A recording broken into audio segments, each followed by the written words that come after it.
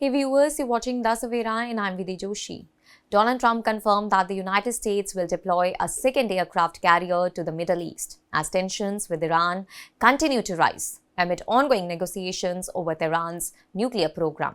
Speaking to the reporters after a military event at Fort Bragg in North Carolina, Donald Trump said that the move is part of a broader effort to ensure U.S. readiness if diplomatic efforts fail, and the U.S. had already positioned the USS Abraham Lincoln, a Nimitz-class aircraft carrier, in the region nearly 2 weeks ago. Now, according to the report, the Pentagon is preparing to deploy the USS Gerald R. Ford, the world's largest aircraft carrier, to the Mediterranean Sea from the Caribbean, and the additional deployment signals a significant escalation in U.S. military presence in and around the Middle East at a time of heightened uncertainty. In case we don't make a deal, we need it, Donald Trump said, and when asked whether another carrier would be sent, it will be leaving very soon. He described the growing military buildup as tremendous power, suggesting that the United States is prepared to act if negotiations with Iran collapse.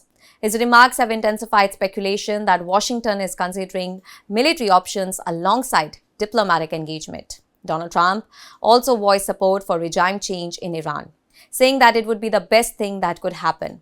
He criticized Iranian leaders for what he characterized as decades of fruitless dialogue since the 1979 revolution, arguing that repeated rounds of talks have failed to produce lasting solutions. For 47 years, they have been talking and talking and talking, he said, adding that American lives have been lost during that period while negotiations dragged on. And the renewed tensions come as Iran faces significant internal unrest with widespread protest fueled by economic hardship and the impact of U.S. sanctions. Washington has sought to broaden nuclear negotiations beyond uranium enrichment, pushing to include Iran's ballistic missile program, regional activities, and human rights concerns. Tehran, however, has indicated that it is willing to discuss limits on its nuclear program in exchange for sanctions relief, but rejects linking those talks to its missile capabilities or regional alliances. Donald Trump recently held discussions with Israel Prime Minister Benjamin Netanyahu, whose government has consistently warned against allowing Iran to develop nuclear weapons.